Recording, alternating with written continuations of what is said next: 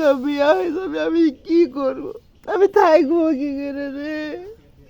সাদিয়া যাই, ভালো লাগছে না, বসতে গেলে চোখ দিয়ে পানি বেরোবে, একটু হেঁটে আসি।